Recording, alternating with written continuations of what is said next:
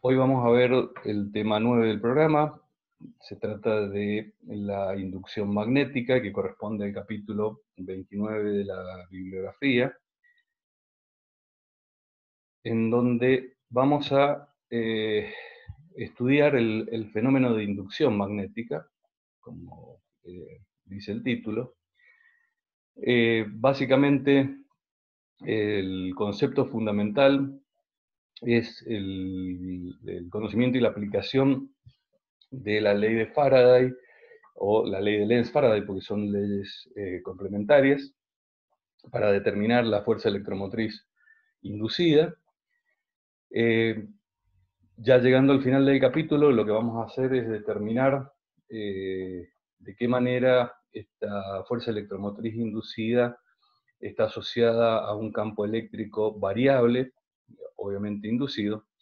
para llegar por último a, lo que se conoce como las ecuaciones de Maxwell, que es un conjunto de todas estas ecuaciones que hemos venido viendo hasta el momento y que permiten describir cualquier situación electromagnética aplicando las condiciones de contorno, las condiciones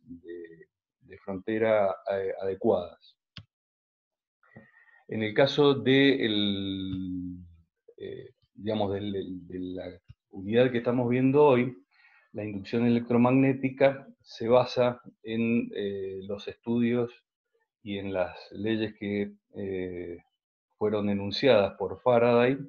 y posteriormente complementadas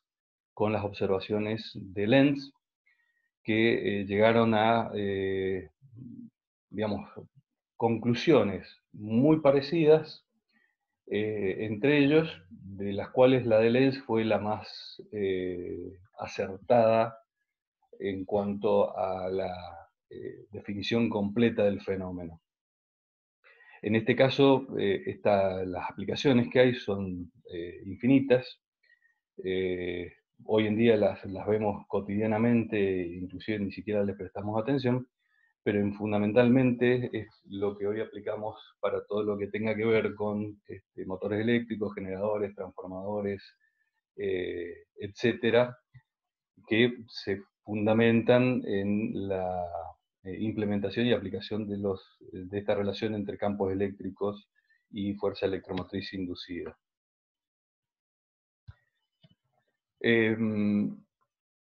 Para ello nos vamos a basar en el estudio que hemos hecho de los campos magnéticos,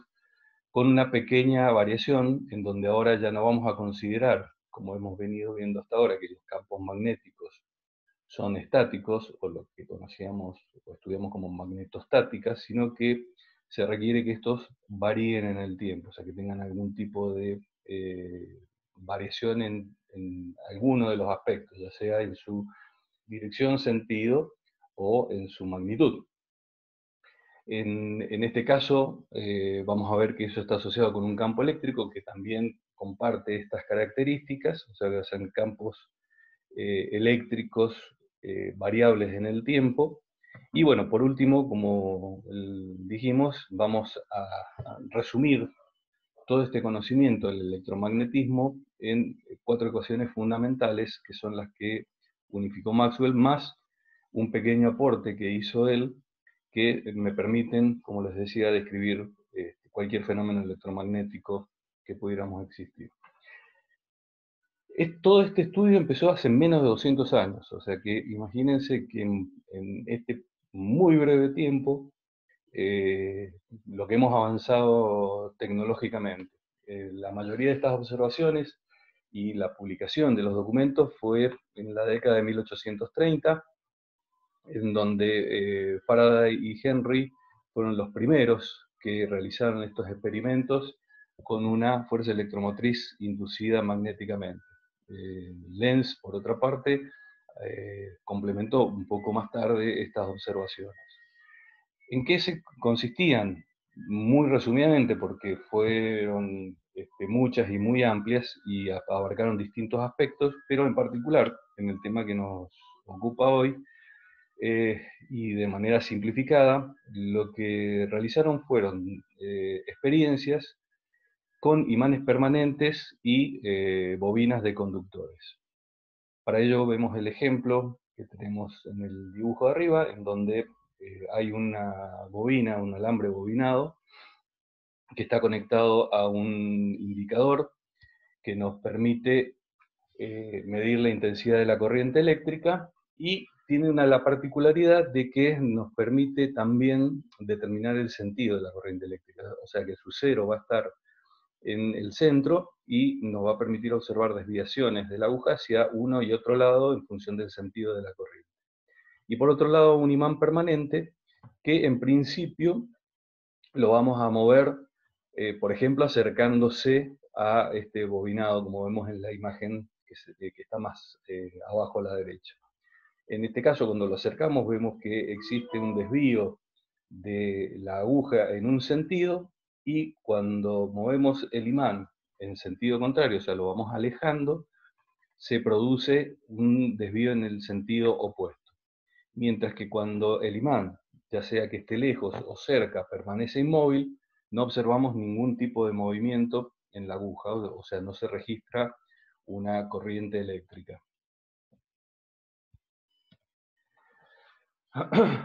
En este caso, sabemos que para que exista una circulación de corriente a través de un circuito cerrado, corresponde o debe existir una fuente de fuerza electromotriz que produzca una diferencia de potencial que impulse a esta corriente a circular. Entonces, a esa fuerza electromotriz, que no tiene otra explicación, la vamos a denominar fuerza electromotriz inducida, dado que es un fenómeno que se produce a distancia, algo, digamos, utilizando la analogía de la carga inducida que habíamos visto cuando estudiamos electrostática. Sí, ahora la diferencia es que es un fenómeno netamente dinámico. Otra parte de la experiencia que hicieron, en lugar de utilizar un imán permanente, lo que utilizaron es otro bobinado que a su vez estaba conectado a una fuente de fuerza electromotriz de tipo química, como por ejemplo una pila, y como sabemos, esta configuración provoca o genera un campo magnético. Si la corriente es estable, o sea, es continua, en el mismo sentido y en cuanto a su magnitud, el campo magnético generado va a depender de la forma digamos, del conductor, como esté configurado, y va a ser a su vez, esa configuración va a ser estable. O sea, tenemos un campo magnético estático. No confundamos lo que es un campo estático, que mantiene sus características, con un campo uniforme.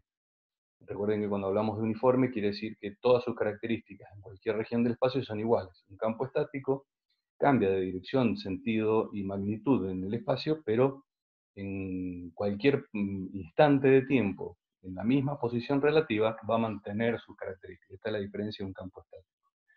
Pero si este campo estático lo movemos en relación a la bobina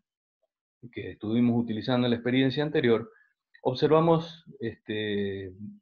comportamientos análogos a los que habíamos obtenido anteriormente. O sea que cuando acercamos la bobina se produce una desviación, y en el mismo sentido en que lo observábamos en el caso del imán,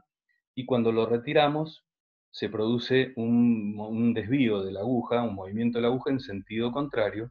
de la misma manera que lo hacía antes. Mientras que cuando permanece estático, no se observa ningún tipo de desvío en la aguja. Y por último, lo que hacemos es, dejamos ambos bobinados en una situación estática en relativa con ellos. O sea, ponemos los dos bobinados en una determinada posición, esta posición relativa no se mueve más, pero dotamos al bobinado que está conectado a la fuente de fuerza electromotriz con un interruptor, de tal manera que podemos conectarlo o desconectarlo, esto es, podemos hacer circular una corriente eléctrica en el momento en que cerramos ese interruptor, y observamos que cuando cerramos el interruptor comienza a circular la corriente eléctrica, se induce una tensión, una fuerza electromotriz en el segundo bobinado que produce un desvío similar a cuando acercábamos tanto la bobina como el imán, mientras que cuando lo desconectamos se produce un desvío en sentido contrario. Tanto cuando, una vez que está cerrado el circuito, se va a producir el desvío en el momento en que lo cerramos, pero una vez que se establece esta corriente continua, dado que no hay un movimiento relativo entre los bobinados, el indicador, el galvanómetro en este caso, vuelve a cero su indicación, y una vez que abrimos el circuito, se produce la desviación para nuevamente volver a cero, dado que ya no hay una corriente eléctrica que esté circulando. Siguiendo con este tipo de experiencias, digamos, las experiencias que se realizaron posteriormente fue introducir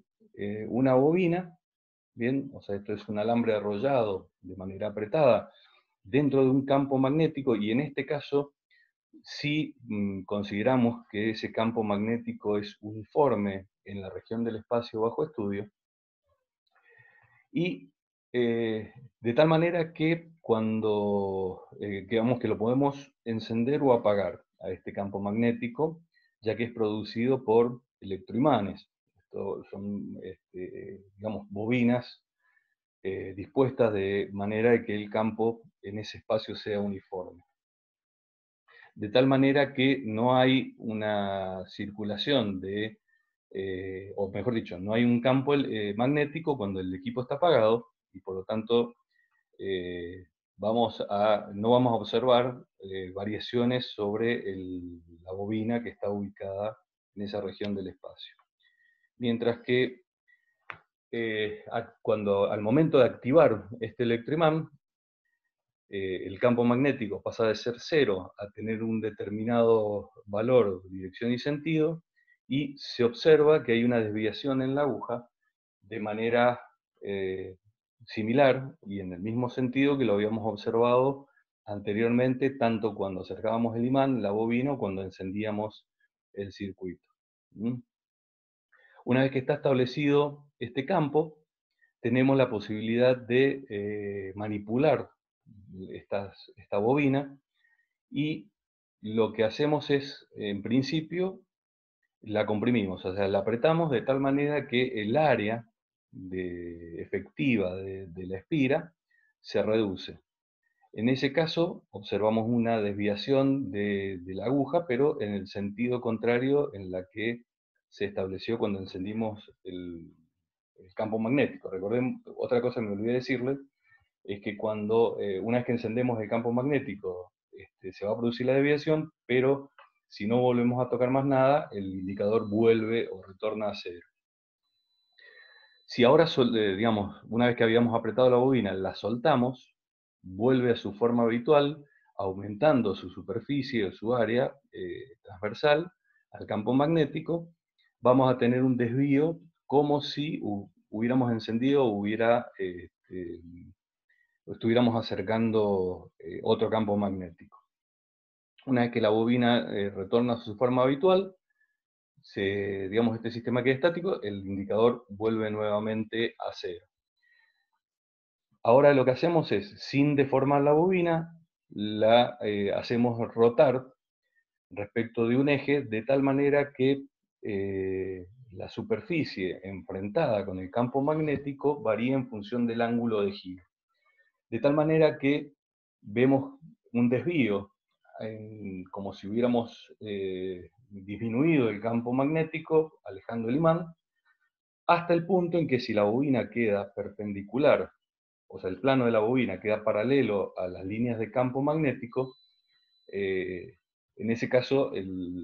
digamos, la inducción es cero. Una vez que detenemos el movimiento, o sea, ya sea que lo dejemos en una posición intermedia, vamos a observar que no hay desvío en la bobina. Y luego, si rotamos la bobina nuevamente hasta que quede su superficie perpendicular a las líneas de campo, nuevamente vamos a ver el desvío similar a cuando establecíamos el campo magnético. Si de alguna manera podemos agregarle espiras, en el momento en que le estamos agregando la espira, hay un desvío como cuando establecemos el campo, y si le quitamos las espiras, durante el proceso de quitar las espiras, hay un desvío en sentido contrario. Una vez que las espiras dejamos de agregarlas o dejamos de quitarlas, nuevamente todo el proceso vuelve a cero. Mientras más rápido se produzcan todas estas alteraciones, o sea, mientras más rápido movamos el imán o el electroimán, o movamos, achiquemos la bobina o la giremos, mayor es el desvío que observamos en el indicador. Entonces ya tenemos muchas de las características que nos van a permitir deducir, o que le permitieron, digamos, en su momento a Faraday y a Henry deducir las leyes que vamos a enunciar a continuación. Una de las características es que, en función del área que estuvimos viendo, estas variaciones están no en función del campo, dado que en este último experimento el campo magnético era uniforme, pero sí en función del flujo. ¿Bien? O sea, cuando teníamos o no teníamos campo magnético, había o no había flujo, en el mismo sentido. Pero cuando variábamos la superficie de la espira o la inclinábamos de tal manera que la superficie perpendicular al campo, que es la que nos determina el flujo, disminuía, teníamos una desviación en un sentido, mientras que cuando el área expuesta tendía a aumentar, había una desviación en sentido contrario y un incremento en la corriente. De tal manera que observamos dos cosas. Una que depende del flujo, como habíamos dicho, y la segunda es que para ello el flujo tiene que ser variable. O sea que una vez que el flujo se vuelve constante, no se producía la desviación. Si esto lo traemos a lo que habíamos visto en las primeras experiencias, encontramos que es exactamente el mismo concepto. O sea que la FEM, la fuerza electromotriz inducida, depende de la variación de flujo y que puede darse en ambos sentidos. Si ahora vamos a la definición del flujo, tomando en cuenta una superficie de tipo diferencial, ya que en principio no podemos establecer un área, digamos, o el área podría tener la superficie de cualquier forma, vamos a considerar un diferencial de área, que es, como siempre hemos visto, lo podemos considerar plano, por lo tanto podemos definir, vectorizarla con un vector normal a su superficie, cuya dirección y sentido es perpendicular a esa superficie y su magnitud va a ser función del tamaño del área. Y de esa manera podemos establecer el flujo para cualquier superficie en una determinada región del espacio y también para cualquier distribución de campo magnético, teniendo en cuenta la relación que es el producto escalar, dado que el flujo es un escalar, y por lo tanto lo que tenemos que tener en cuenta es la posición relativa del vector que me caracteriza el área y del campo magnético cuando hacemos la integral. Si consideramos, como en la experiencia anterior, que el campo magnético es uniforme a través del área, digamos, en esa región del espacio en donde está ubicada la espira, podemos sacarla fuera de la integral, con lo cual, en definitiva, la integral nos va a dar como resultado el área, digamos, completa que está bajo estudio. Si consideramos ahora la posición relativa de toda esa área con respecto al campo magnético, obtenemos esta definición de flujo que vemos aquí abajo. De tal manera que si consideramos ahora un campo uniforme como el que está en el dispositivo, y en el caso, por ejemplo, de la espira, que podríamos definir el área como un área plana, bien, con un área regular, vamos a ver que, en definitiva, el flujo magnético, dado que la superficie del área no varía y que el campo es uniforme en esa región del espacio, depende exclusivamente de la posición en que se encuentren entre ambos, entre el vector particularmente el vector que caracteriza la superficie y el campo magnético. Cuando el vector normal a la superficie es perpendicular al campo magnético, como vemos en este caso, o sea que forman un ángulo de 90 grados entre los dos, el flujo neto es cero. Otra forma de definirlo es como habíamos visto con Gauss, o sea, si las líneas de campo atraviesan la superficie, tenemos flujo. Mientras la superficie expuesta, la perpendicular a las líneas de campo, sea menor, fíjense que a medida que lo vamos inclinando, esa superficie perpendicular o expuesta va reduciéndose hasta el punto que cuando la superficie es paralela a las líneas de campo, el área expuesta o neta es igual a cero. ¿Bien? Entonces esa es otra forma rápida de observar este fenómeno de flujo. Teniendo en cuenta todo esto, llegamos a la expresión de la ley de Faraday, que lo que nos dice es que la fuerza electromotriz inducida en un circuito cerrado, de tal manera que pueda circular una corriente eléctrica, es igual al negativo de la razón de cambio del flujo magnético en el tiempo a través de ese circuito. Bien, dicho de otra manera, digamos, más allá de lo que dice la expresión, lo que tenemos que entender es que para que haya una FEM inducida, bien, ya vamos a extenderlo esto, o sea, para poder observar esta corriente eléctrica, el circuito tiene que estar cerrado, bien, lo cual va a definir un área, y esta área, que está bajo estudio, nos va a permitir determinar una diferencia de potencial, una fuerza electromotriz, como habíamos dicho, y eso va a ser proporcional al cambio, ya sea de la posición del área respecto del campo, o de la intensidad de campo, o la posición relativa entre ellos,